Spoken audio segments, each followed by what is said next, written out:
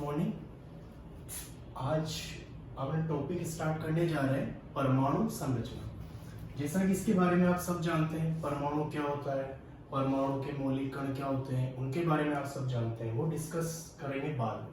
उससे पहले अपने को यहाँ पर जो इम्पोर्टेंट बात है, सबसे पहले डिस्कस करते हैं क्वांटम संख्याएं। क्वांटम संख्याएं क्या होती है? क्वांटम संख्या एक तरह से आप डेफिनेशन में ले सकते हैं कि क्वांटम संख्याएं होती है किसी भी परमाणु में इलेक्ट्रॉन कहां पर स्थित है, उसकी स्थिति को पता करने के लिए जिन संख्याओं की या जिन राशियों की अपने को आवश्यकता होती है उसे कहा जाता है क्वांटम संख्या। अब क्वांटम संख्याओं को आप इस तरह समझ सकते हैं, किसी भी तरह से, जैसे किसी को आपको कहीं पर सर्च करना है, ढूंढना है, तो आप उसे देख सकते हैं या कहाँ मिलेगा। तो उसके लिए जैसे आपको पूरी इंडिया में किसी एक को ढूंढना है जो आपके पैसे लेके, और ये समझ के चलो आपसे आपने उसको ढूंढ रहे हो, आपसे उसने पैसे लिए थे, आपको उसको ढूंढना है। तो आपको उसको ढूंढने के लिए क्या करना होगा? जैसे मान लो ये भारत का नक्शा है, इमेजिन करना, नक्शा वक्शा तो बनेगा नहीं, ये भारत का नक्शा है। इसमें आपको उस व्यक्ति को ढूंढना है जो आपके पैसे लेकर गया, आपका बहुत प्यारा सा दोस्त था जो आपका पैसा लेकर गया, उसको आपको यहाँ से सर्च करना है। अब उसको ढूंढने के लिए आप क्या करेंगे? सबसे पहले उसको आपको क्या पता होना चाहिए? सबसे पहले तो भारत में आपको उसके राज्य का, कौन से जगह, कौन से राज्य का आपको पता होना चाहिए, तब उसे ढूंढना आसान होगा। उसके अलावा राज्य के अंदर भी वो कौन से शहर का है वो आपको पता होना चाहिए। शहर के बाद भी वो कौन सी कॉलोनी का है ये आपको पता होना चाहिए, और कॉलोनी के बाद भी वो कौन से मकान नंबर क्या है उसका, ये भी आपको पता होना चाहिए। यदि ये सारी चीजें पता है तो आप उस व्यक्ति के बारे में पता लगा सकते हैं। तो एक तरह से ये तो क्या हो गया, परमाणु, और ये सब उसके बारे में जानकारी करने के लिए जो क्वांटम संख्या होती है वो सब हो गई। तो इन सब के बारे में अपने को पता करना है। ऐसी स्थिति यहाँ पर होती है, इलेक्ट्रॉन जो होते हैं, इन चारों क्वांटम संख्याओं से आप पता लगा सकते हैं कि इलेक्ट्रॉन किसी भी परमाणु में किस स्थिति में, कौन सी स्थिति पर वो उपस्थित है, इसके बारे में पता लगाया जा सकता है इन चारों क्वांटम संख्याओं के द्वारा। तो क्वांटम संख्याएं जो होती है वो कितनी होती है? 4। मुख्य क्वांटम संख्या, इसको स्मॉल n से लिखते हैं। दिगंशी क्वांटम संख्या, इसको स्मॉल l से लिखा जाता है। चुंबकीय क्वांटम संख्या, इसको स्मॉल m से लिखते हैं। और चक्रण क्वांटम संख्या, इसको लिखा जाता है s से। तो इनके बारे में सबसे पहले पढ़ना स्टार्ट करते हैं। तो इसके बारे में सबसे पहली जो बात आती है, सबसे पहली बात आती है कि अपने को पढ़नी है पहली क्वांटम संख्या। उससे पहले आप एक बात नोट करें, ये जो तीनों क्वांटम संख्या होती है इसका श्रोडिंगर की तरंग समीकरण के द्वारा, श्रोडिंगर तरंग समीकरण द्वारा इसे इन तीनों को आसानी से किया जा सकता है व्युत्पन्न। इन तीनों के का व्युत्पन्न आसानी से श्रोडिंगर तरंग समीकरण द्वारा किया जा सकता है। लेकिन जो चक्रण क्वांटम संख्या है ये एक सैद्धांतिक वैल्यू, सैद्धांतिक रूप से इसको केवल आप डिसाइड कर सकते हैं इनके द्वारा, श्रोडिंगर तरंग समीकरण के द्वारा चक्रण क्वांटम संख्या का व्युत्पन्न संभव नहीं है। इन तीनों को श्रोडिंगर तरंग समीकरण द्वारा समझाया जा सकता है, लेकिन चक्रण क्वांटम संख्या को श्रोडिंगर तरंग समीकरण द्वारा नहीं समझाया जा सकता है। तो आपको ध्यान रखना है श्रोडिंगर तरंग समीकरण के द्वारा किन क्वांटम संख्याओं को प्रदर्श व्युत्पन्न किया जा सकता है, तो n, l और n। किसे नहीं किया जा सकता तो वो आ जाएगा अपने चक्रण क्वांटम संख्या। सबसे पहले अपने को स्टार्ट करना है यहाँ पर चारों क्वांटम संख्याओं में से। सबसे पहले स्टार्ट करते हैं मुख्य क्वांटम संख्या।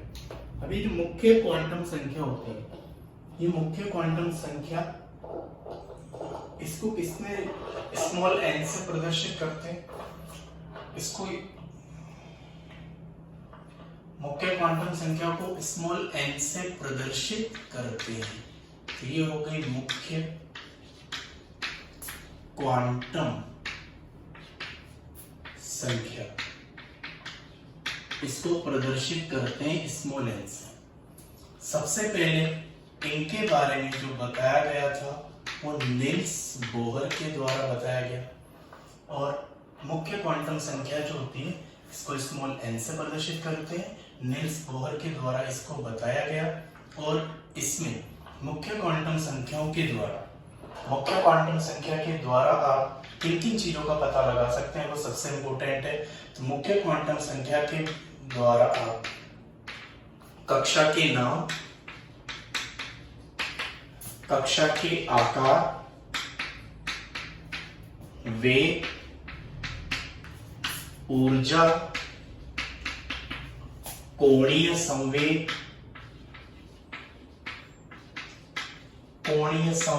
आदि के बारे में आप पता लगा सकते हैं। कक्षा का नाम पता करना है, आकार, वेग, ऊर्जा, कोणीय संवेग आदि के बारे में मुख्य क्वांटम संख्या के द्वारा पता लगाया जा सकता है। जैसा कि आपको पता है कि जो सूत्र पढ़ते हैं, जैसे त्रिज्या का जो सूत्र होता है वो होता है 0.529 n² बटा z n²।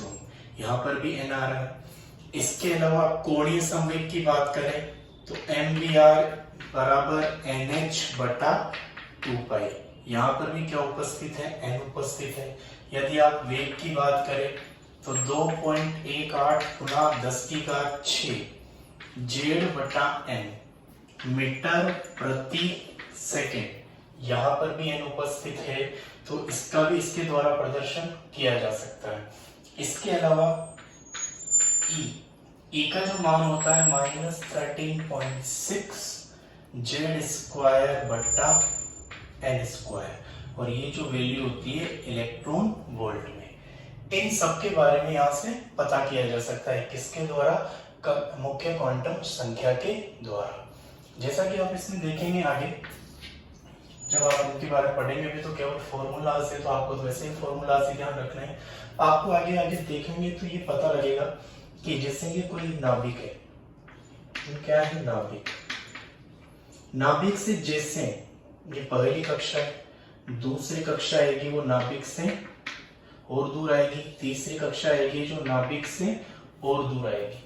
आप देखेंगे कि जैसे जैसे कक्षाएं बढ़ती है तो नाभिक से उसकी दूरी भी बढ़ती जाती है। यानी कक्षा बढ़ने पर नाभिक से दूरी बढ़ने का मतलब है कि उसका जो आकार हो रहा है, त्रिज्या हो रही है, वो बढ़ती जा रही है, यानी आकार बढ़ता जाएगा। यही कंडीशन लागू होती है ऊर्जा पर। जैसे जैसे n का मान बढ़ता है तो ऊर्जा का मान भी बढ़ता चला जाएगा। जैसे हाइड्रोजन परमाणु के बारे में बात करें तो उसके लिए पहली कक्षा की जो ऊर्जा होगी, इसमें आप मान रखेंगे Z 1 हो जाएगा, n 1 हो जाएगा, तो E बराबर आ जाएगा -13.6। अगर आप दूसरी कक्षा के लिए निकालेंगे तो Z तो 1 हो गया, हाइड्रोजन के लिए निकाल रहे हैं तो n का मान कितना रखेंगे 2, तो डिवाइड बाई कितना करना पड़ेगा 4। तो यहाँ पर दूसरी कक्षा के लिए कितना मान आ जाएगा -3.4, और पहली कक्षा के लिए कितना था 13.6। जैसा कि आप देख रहे हैं कि आपको लग रहा होगा कि मान क्या होता जा रहा है, कम होता जा रहा है, लेकिन यहाँ पर आगे माइनस साइन है। इसका मतलब क्या है कि जैसे जैसे आप नाभिक से दूर जाते हैं तो फिर कक्षा की जो ऊर्जा होती है उसमें भी क्या होती जाती है, वृद्धि होती जाती है। तो ऊर्जा में भी वृद्धि होती है और त्रिज्या का मान जो होता है वो भी कक्षा बढ़ने के साथ साथ बढ़ता चला जाता है। इन सब के बारे में अपने को यहाँ पर अध्ययन करेंगे। तो कक्षा के नाम, आकार, वेग, ऊर्जा, कोणीय संवेग के बारे में ये सब अपने को यहाँ पर बताते हैं। कौन? मुख्य क्वांटम संख्या। अब इसके बारे में जैसे थोड़ा आगे चले, यहाँ पर एक टर्म हो रहा है कोणीय संवेग। तो कोणीय संवेग, इसका फॉर्मूला आप जानते हैं, अभी लिख भी रखा है। कोणीय संवेग जो होता है वो क्या होता है, mvr बराबर nh बटा 2π। तो जब भी अगर आपको कोई क्वेश्चन ऐसा दे दिया जाए कि निम्न में से कौन सा कोणीय संवेग संभव होगा, तो उसके लिए आपको सबसे पहले कोणीय संवेग, यहाँ पर आप mvr की जगह डायरेक्ट लिख सकते हो कोणीय संवेग। तो यहाँ पर ये लिखा जैसे आपने कोणीय संवेग, तो कोणीय संवेग की आपको कोई भी वैल्यू दी जाएगी, उसके बाद आपको दोनों की तुलना करनी है। तुलना करने के बाद n का मान क्या आना चाहिए, पूर्णांक। n का मान यदि पूर्णांक आ रहा है तो वो कोणीय संवेग हो सकता है, नहीं तो वो कोणीय संवेग संभव नहीं होगा। जैसे बात करें, आपको दे दिया कोणीय संवेग, क्वेश्चन दिया आपको कोणीय संवेग का मान उसमें दे दिया h बटा पाई, और फिर आपसे कहा है कि बताओ क्या ये कोणीय संवेग संभव होगा। तो आप करेंगे इसकी उससे तुलना। कोणीय संवेग की जगह रख दिया h/2π और यहाँ पर रखेंगे NH/2π। अब जो कट हो रहे हैं उनको कट करो, h से h खत्म, पाई से पाई खत्म। अब आप देखेंगे कि यहाँ पर n का जो मान आया है वो कितना आया है 2। अब n बराबर यदि 2 आ गया तो n का मान हमेशा कैसा होता है, पूर्णांक। आपको ध्यान रखना है n का मान हमेशा क्या होगा, पूर्णांक, और n का मान कभी भी 0 नहीं होगा। ये आपको ध्यान रखना है, n का मान कभी भी 0 नहीं होगा, यानी n का मान हमेशा क्या होगा, 0 से ज्यादा, और कैसा होना चाहिए, पूर्णांक होना चाहिए। यदि इस तरह से क्वेश्चन दिया जाए कोणीय संवेग का और उससे अगर आप कोशिश से सोल्व करेंगे तो यदि n का मान पूर्णांक आ रहा है तो वो कोणीय संवेग संभव होगा, नहीं तो वो कोणीय संवेग संभव नहीं होगा। जैसे आपको कोणीय संवेग का मान अगर इसके अलावा कुछ और दे दिया जाए, जैसे दे दिया गया 1/2 h/π, ये कोणीय संवेग का मान दिया है, तो इसे आप किसके साथ तुलना करेंगे, NH/2π से। सोल्व करेंगे तो पाई से पाई कैंसिल, h से h कैंसिल, n बराबर कितना आ जाएगा, 2.4। तो ये कभी भी कोणीय संवेग का मान नहीं हो सकता। तो आपको ध्यान रखना है कि कोणीय संवेग का मान दिया जाए तो उसे आपको बराबर करना है NH/2π के, और फिर आपको देखना है n की वैल्यू कितनी आती है। n की वैल्यू यदि पूर्णांक में आ रही है तो वो कोणीय संवेग संभव होगा, यदि नहीं आ रही है तो वो कोणीय संवेग संभव नहीं होगा। आपको यहाँ पर ये ध्यान रखना है। इसके अलावा जहां पर लगे कि कुछ पीछे रह गया तो आप वीडियो को पॉज करके आप उससे अगर लिखना है तो आप लिख सकते हैं या फिर आप समझ सकते हैं, ठीक है। इसके बाद आगे चलते हैं। तो आगे चलने पर अपने को यहाँ पर कुछ चीज ध्यान रखनी है, बाद में जाएंगे तो डायरेक्ट अपने माइंड में आ जाएगी, अपने आप समझ में आ जाएगा कैसा क्यों होता है। जैसे n कक्षा है, उसमें आपको उपकोष का पता करना है, तो जितनी कक्षाएं होगी उपकोष का मान भी क्या होगा, उतना ही होगा। फिर आपको कक्षा में अगर कक्षकों का पता करना है, उसके लिए आपको क्या सूत्र याद रखना है, तो सबसे पहले तो आपको ध्यान रखना है n कोश में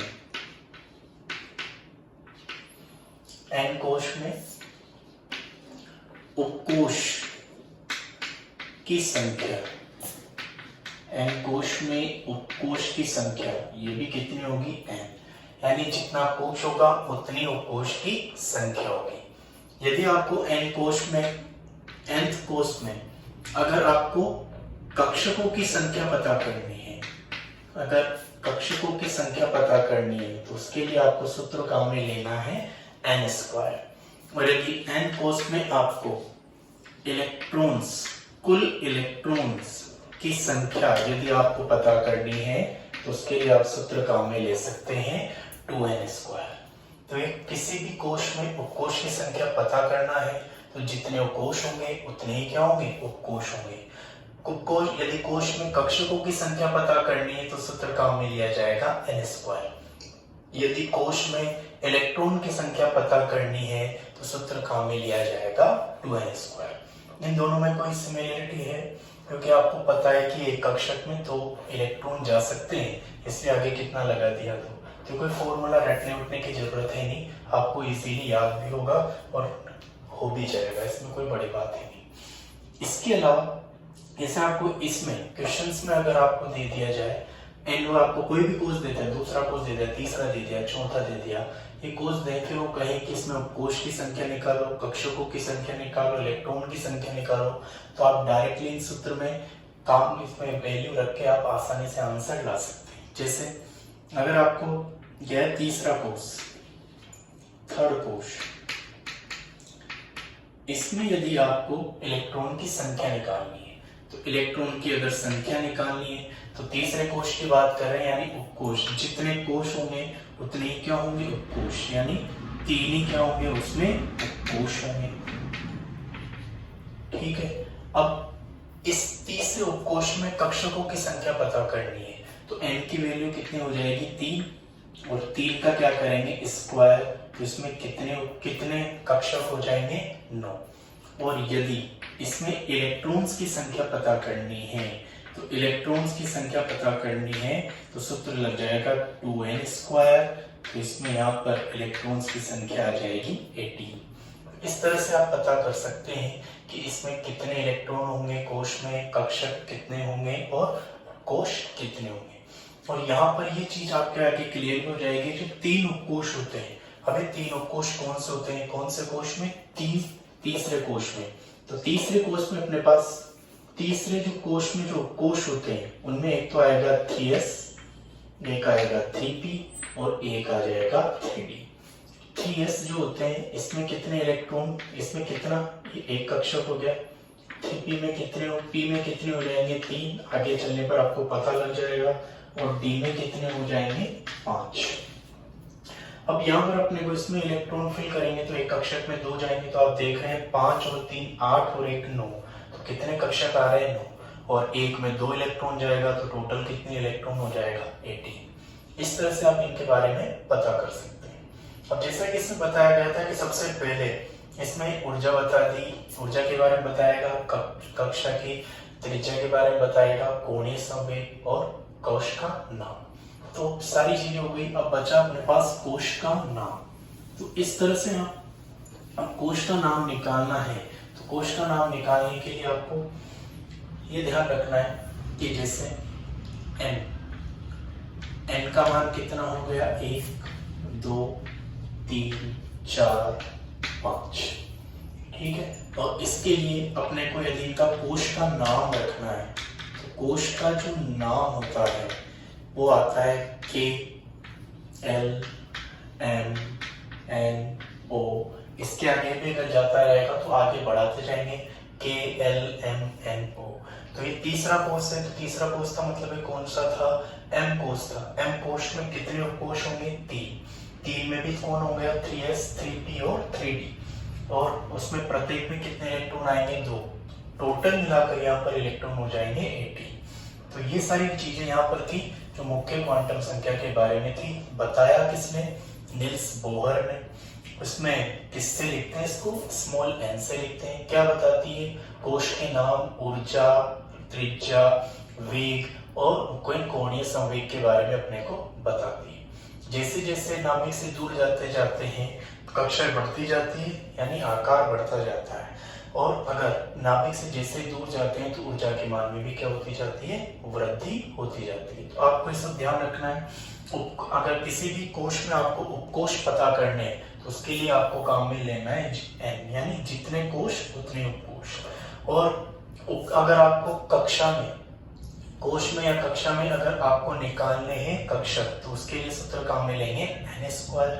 अगर इलेक्ट्रॉन आपको पता करने हैं तो उसके लिए सूत्र काम में लिया जाता है 2n²।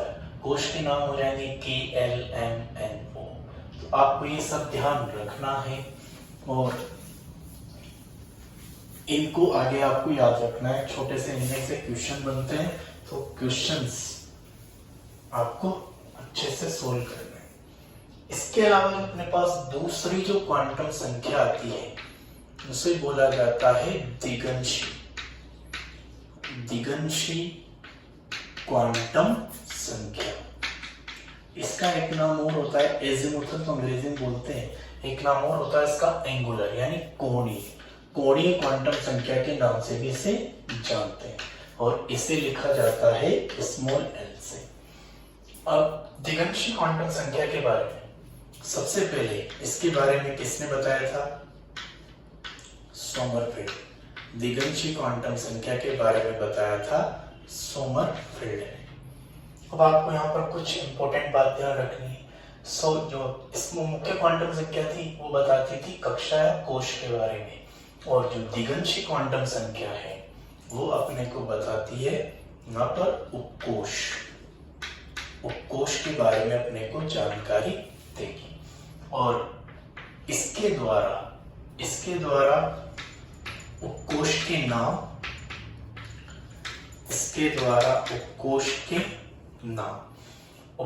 नाम तथा उसके अलावा यहाँ पर एक टर्म आएगा, एक सबसे इम्पोर्टेंट, वहाँ आकार का पता लगता था, यहाँ पर उपकोश की आकृति का पता लगा। वहाँ पर कक्षा के आकार का पता लगता था, यहाँ पर पता लगता था अपने को उपकोष के नाम के साथ साथ उपकोष की आकृति, आप कक्षा की आकृति भी बोल सकते हैं।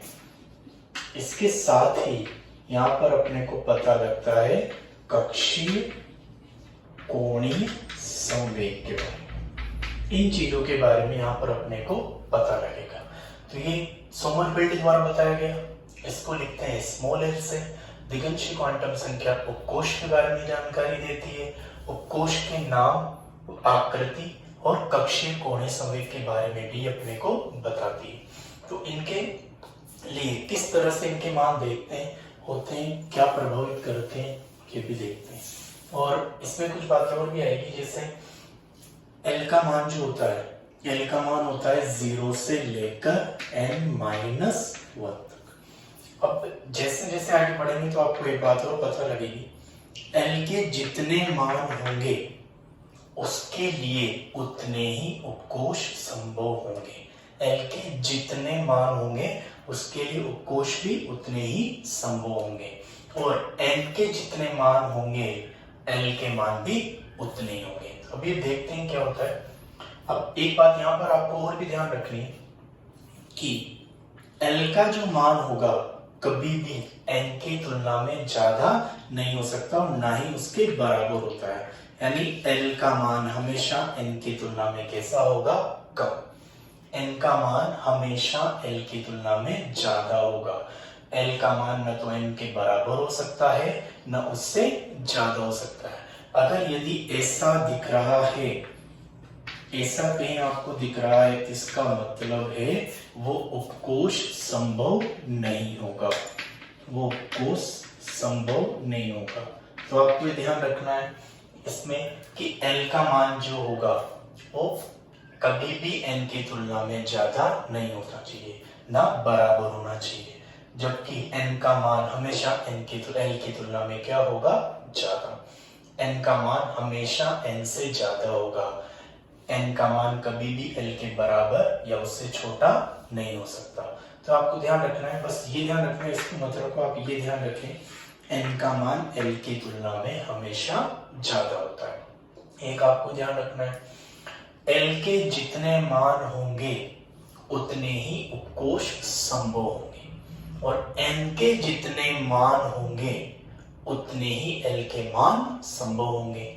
और एल के मान कहां से कहां तक होते हैं, 0 से लेकर n-1 तक। अब यहां पर अपने को इसमें उपकोष के नाम, उनके आकृति, कक्षीय कोणीय संवेग के बारे में पढ़ना है। अब सबसे पहले तो यहाँ पर अपने को पता लगेगा उपकोष के जो मान होंगे उनके नाम क्या होंगे, उनकी आकृति क्या होगी। तो सबसे पहले देखो, एक तरफ लिख लेते हैं जैसे n का मान, और एक तरफ लिख लिया l का मान। तो सबसे पहले l का मान 0 रख दें, पॉसिबल है? n का मान कभी भी 0 नहीं होगा और n का मान हमेशा क्या होगा, पूर्णांक। तो यदि मैं n का मान कितना रखूं, 1, तो l का मान कितना होता है, 0 से लेकर n-1 तक। आपको ध्यान रखना है, n जितने मान होंगे उतने ही उपकोष संभव होंगे, और n के जितने मान होंगे उतने ही किसके मान होंगे, l के। याद नहीं रखना है, अभी सारणी बनेगी वहां पर अपने आप समझ में आ जाएगा। और याद ये रखना है, n का मान हमेशा l की तुलना में ज्यादा होगा। ठीक है, n का मान यदि 1 रखा तो यहाँ पर n का मान 1 रखेंगे तो 1 में से 1 गया तो 0, l का मान कितना हो गया, 0। यदि n का मान रखेंगे 2, तो यहाँ पर 2 रखा तो 2 - 1, और 0 से लेकर 1, यानी एक 0 हो सकता है और एक क्या हो सकता है, 1 हो सकता है। ठीक है, एक 0 हो सकता है और एक हो सकता है 1। इसके अलावा यदि n का मान 3 रखेंगे तो 3 - 1 यानी कितना हो गया, 2। 0 से 2 यानी 0 हो सकता है, 1 हो सकता है, 2 हो सकता है। यदि n का मान रखेंगे 4 तो ऐसे इसके मान 0, 1, 2, 3, ये सारे मान इसके संभव होंगे। अब आप यहाँ पर देख रहे होंगे कि जैसी बात बताई थी, n का मान n और l के मान हमेशा क्या होंगे, बराबर। ये बात अलग है, ये बात अलग है। और देखो n के जितने मान होंगे l के भी उतने ही मान होंगे। अब यहाँ पर देखो n के लिए कितने मान है, 1, तो यहाँ पर भी इसका कितना मान आ रहा है, 1। n के कितने मान है यहाँ पर, 2, तो यहाँ पर भी n के कितने मान आ रहे हैं, 2। n के यहाँ पर कितने मान है, 3, तो n के भी कितने मान आ रहे हैं, 3।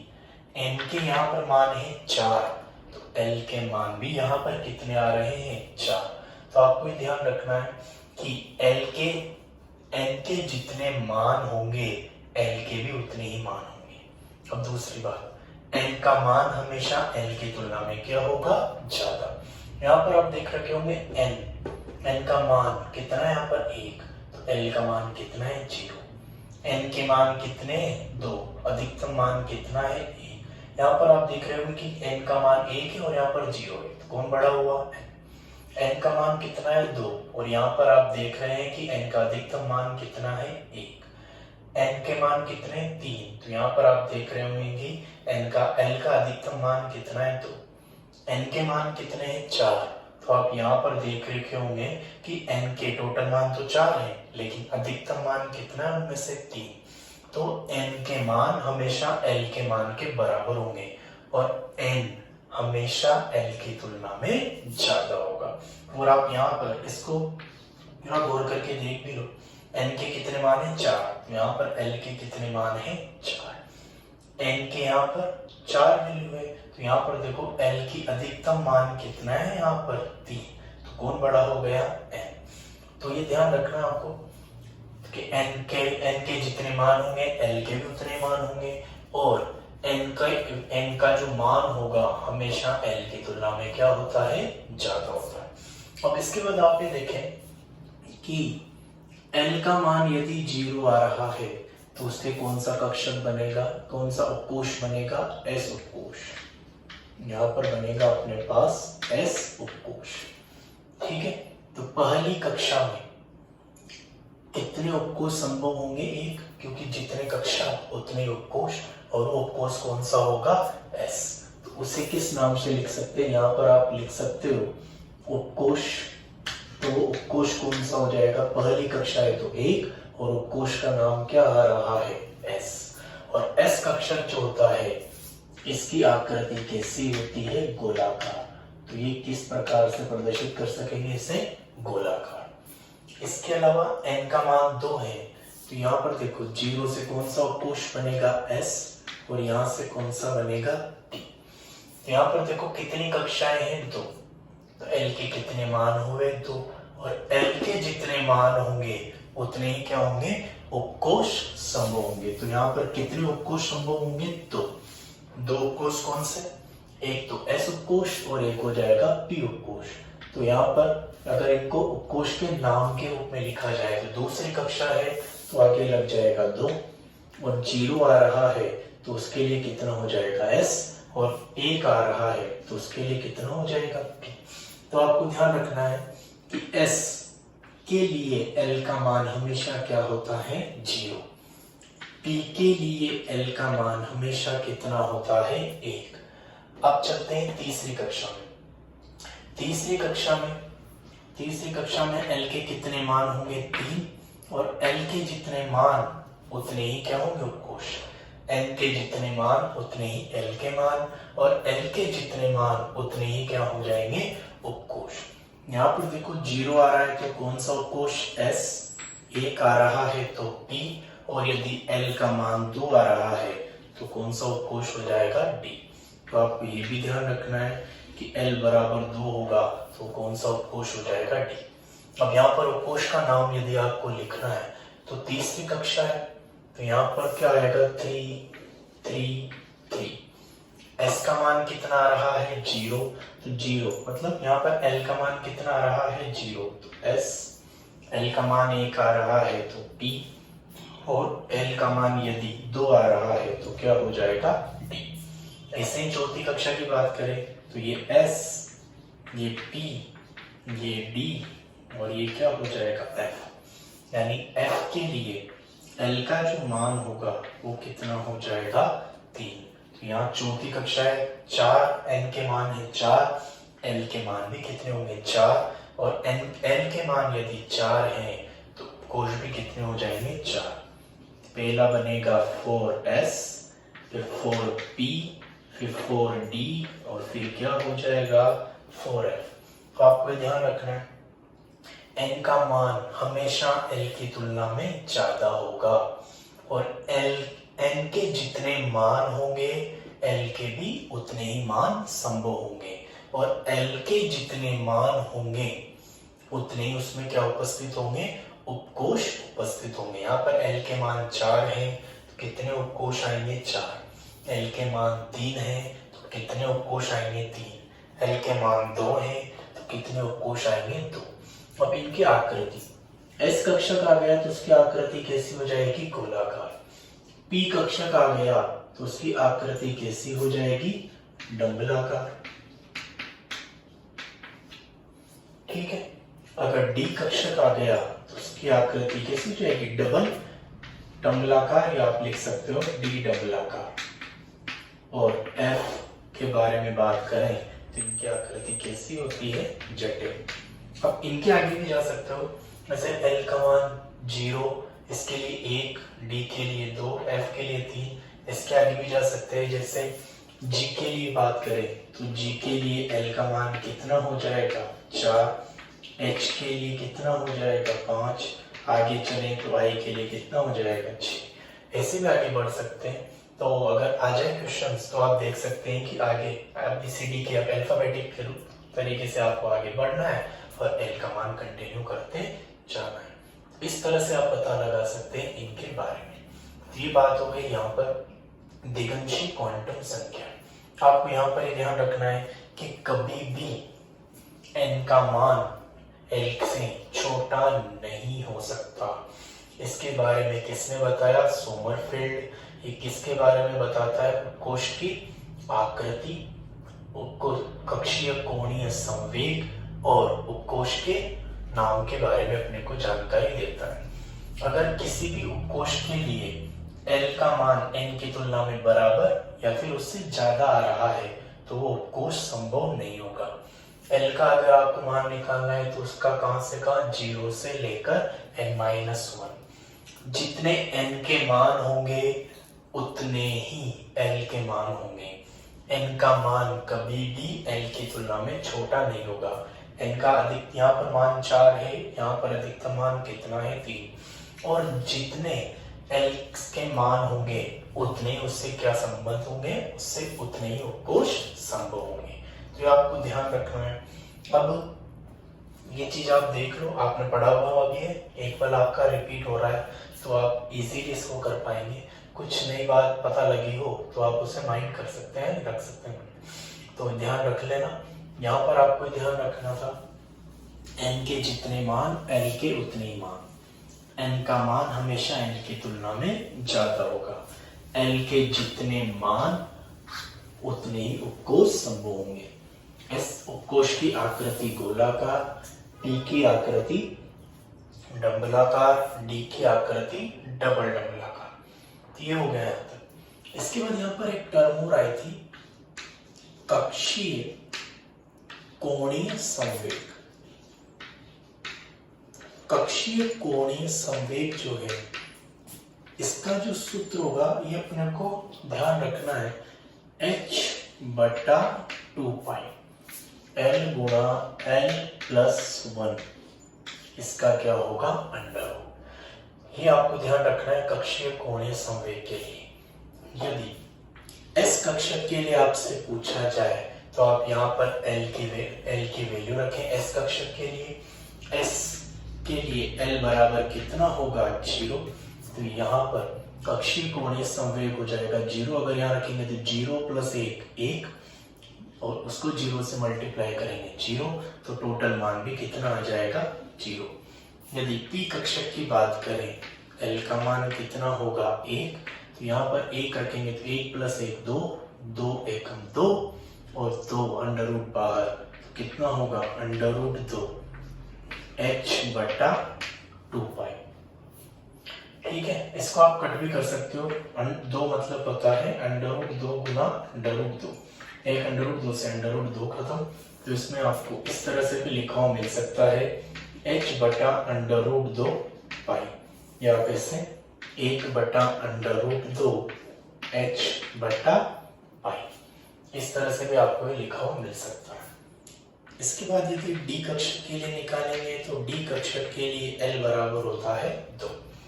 यहाँ 2 वैल्यू रखेंगे तो 2 + 1, यहाँ पर कितना होगा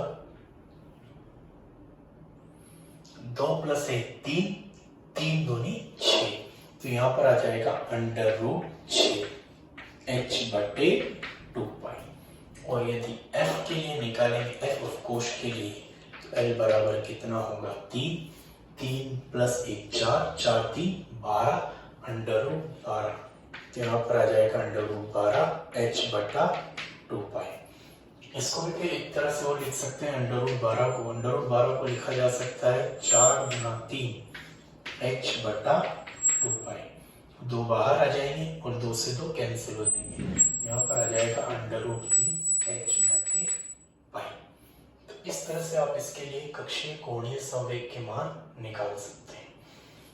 अब इसमें तो बस इतना सा ही मैटर है, और तो कुछ इसमें खास है नहीं। तो आपको ध्यान रखना होगा कक्षीय कोणीय संवेग, इसका सूत्र होगा h बटा 2 पाई l गुना n + 1 का √, ठीक है।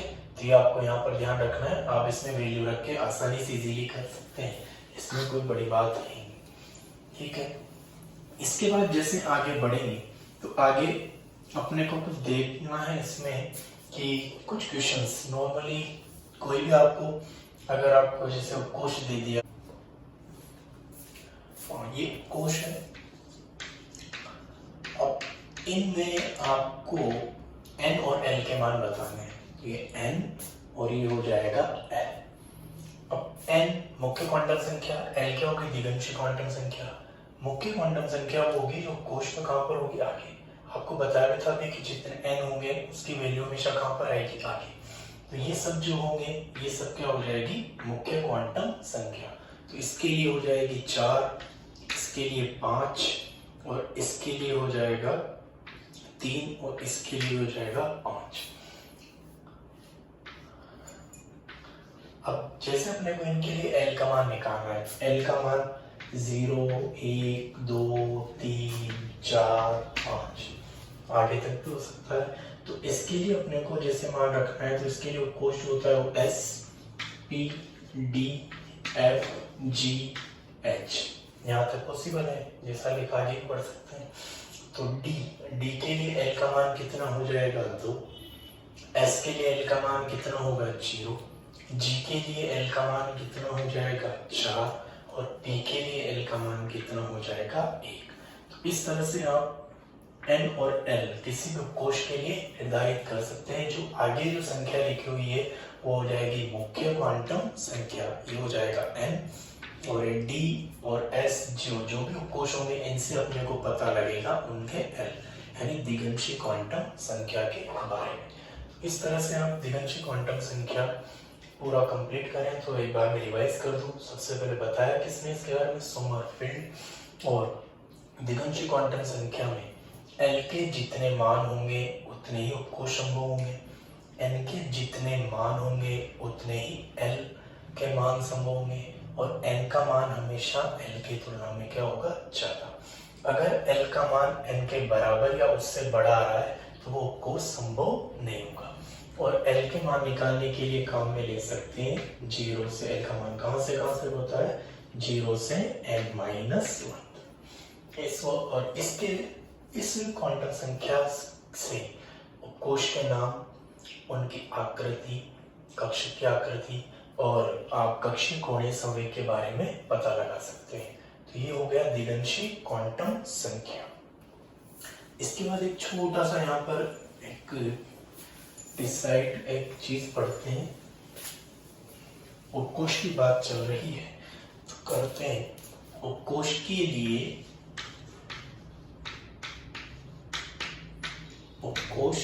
लिए ऊर्जा का निर्धारण। उपकोष के लिए जो ऊर्जा का निर्धारण किया जाता है ये N+L नियम के आधार पर किया जाता है। N+L नियम एक बार फिर आएगा आगे, जब इलेक्ट्रॉन बढ़ना सीखेंगे कक्षकों में तो वहां पर फिर आएगा, जो विन्यास सीखेंगे। तो N+L नियम क्या होगा? N+L नियम ऊर्जा के निर्धारण के बारे में अपने को बताता है। तो जिन कक्षकों के लिए N+L, इनका N क्या है? मुख्य क्वांटम संख्या, L है दिगंशी क्वांटम संख्या। इन दोनों का यदि टोटल के आधार पर निर्धारण किया जाता है। N+L का मान यदि अधिक है तो उसके लिए उसकी ऊर्जा का मान भी क्या होगा? अधिक। और N+L का मान यदि कम है तो उसकी ऊर्जा का मान भी क्या होगा? कम। और कभी कभी अगर स्थिति ऐसी आ जाए कि किन्हीं दो कोशों के लिए N+L दोनों के मान यदि बराबर आते हैं तो जिसके लिए N का मान ज्यादा होगा उस उपकोष के लिए ऊर्जा का मान भी होगा ज्यादा। तो इसके आधार पर अपने को N+L नियम से ऊर्जा का निर्धारण कर सकते हैं उपकोषों के लिए। तो उपकोष के लिए N+L नियम ऊर्जा निर्धारण में काम में लिया जाता है। N+L का मान जिस उपकोष के लिए ज्यादा होगा उसकी ऊर्जा ज्यादा, जिस उपकोष के लिए N+L का मान कम होगा उसकी ऊर्जा कम होगी। और यदि N+L के आधार पर N+L के मान यदि समान प्राप्त होते हैं तो फिर उस उपकोष की ऊर्जा अधिक होगी जिसके लिए N का मान भी अधिक होगा। तो इसमें अपने को निर्धारण करना है, जैसे बात करें 3s 4d 5s 4f 6d, इनके लिए अपने को N+L नियम लगाकर देखना है कि किसकी ऊर्जा ज्यादा है और उनको अपने को व्यवस्थित करना है बढ़ते हुए क्रम में और घटते हुए क्रम। यहाँ पर N का मान 3, यहाँ पर 4, यहाँ पर आएगा 5, 4 और यहाँ पर आएगा 6। L का मान, S के लिए L का मान होगा 0, D के लिए L का मान होगा 2, S के लिए L का मान 0, F के लिए L का मान 3 और P के लिए L का मान 1। अब यहाँ से N+L नियम लगाते हैं और चेक करते हैं कि किसकी ऊर्जा अधिकतम होगी। तो 3 + 0 N+L का मान 3, 4 + 2 6, यहाँ पर 5 + 0 5, 4 + 3 7, 6 + 1 7। जैसा कि आप देख रहे हैं इसमें N+L नियम अपने को लगाना है तो सबसे पहले N+L का मान यदि ज्यादा है तो उस उपकोष की ऊर्जा भी ज्यादा होगी। N+L का सबसे ज्यादा मान यही है और इन दोनों उपकोष के लिए 4f और 6p इनके लिए N+L का मान समान मिल रहा है। तो फिर अपने को जब भी N+L का मान समान आएगा तो ऊर्जा निर्धारण किसके आधार पर? ऊर्जा का निर्धारण किया जाएगा उसकी मुख्य क्वांटम संख्या के आधार पर। N का मान ज्यादा तो ऊर्जा भी ज्यादा, N का मान कम तो ऊर्जा कम। तो यहाँ पर N का मान, इन दोनों में N+L बराबर है, N का मान किसका ज्यादा है? 6p। तो सबसे ज्यादा ऊर्जा किसकी हो जाएगी? 6p। इसके बाद इससे कम क्या हो जाएगा? 4f। 4f के बाद सबसे ज्यादा N+L आ रहा है 4d, फिर आ जाएगा ये 4d, फिर आ रहा है 5s, ये हो जाएगा 5s और सबसे लास्ट में आ जाएगा 3s। तो ये इनके N+L नियम के आधार पर ऊर्जा का निर्धारण होगा। 6p कोश की ऊर्जा सबसे ज्यादा होगी और 3s कोश की ऊर्जा सबसे कम होगी। अब इसके N+L नियम के आधार पर कौन कौन से कोश संभव होते हैं और कौन कौन से कोश संभव नहीं होंगे, मतलब कौन से कितने उपकोष संभव होंगे उनके बारे में यहाँ से पता लगा सकते हैं। जैसे क्वेश्चन में आपको दे दिया जाए N+L बराबर 4, इसमें आपको पता करना है कि इसमें कितने उपकोष संभव होंगे, यानी कितने उपकोष बन सकेंगे। अब इस तरह के जब भी क्वेश्चन आए तो सबसे पहले आपको जो सोल्व करना है n का मान रखना शुरू करो और टोटल करके कितना आना चाहिए? 4। n का मान यदि मैं 4 रखूं तो l का मान कितना रखना पड़ेगा? 0। टोटल कितना हो गया? 4। तो इसमें देखो n का मान तो 4।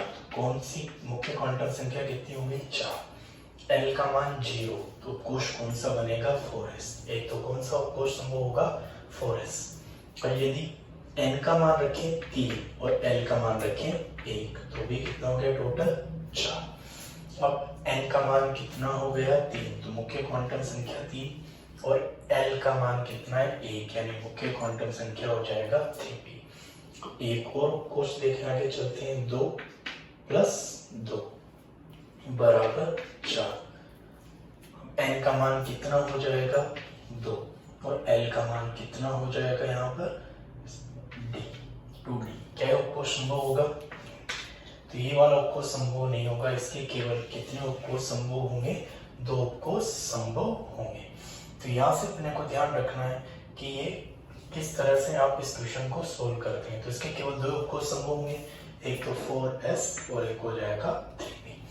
2d संभव नहीं होगा। और यहाँ पर भी आप पता लगा सकते हैं n और l के मान यहाँ पर बराबर आ रहे हैं, लेकिन n और l के मान कभी भी बराबर नहीं हो सकते। तो आपको ये ध्यान रखना कि इसमें केवल 2 ही उपकोष संभव होंगे। वैसे ऐसा ही क्वेश्चन और करें।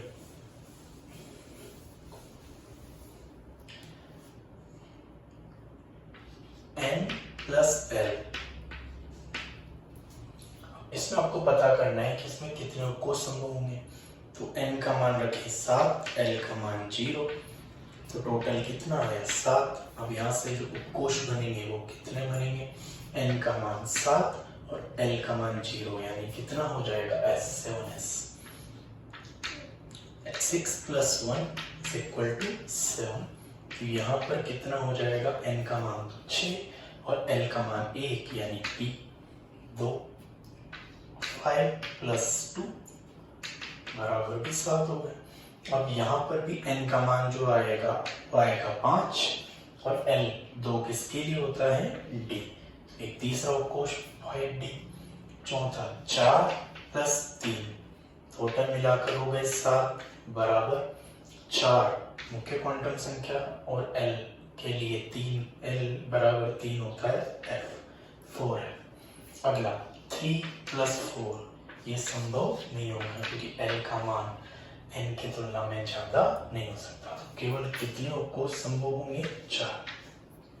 तो ये 4 उपकोष संभव होंगे n + l बराबर 7 के लिए। तो आपको यहाँ तक ध्यान रखना है। इसके आगे बचा हुआ चुंबकीय क्वांटम संख्या और चक्रण क्वांटम संख्या, इसके बारे में डिस्कस करेंगे कल। Thank you.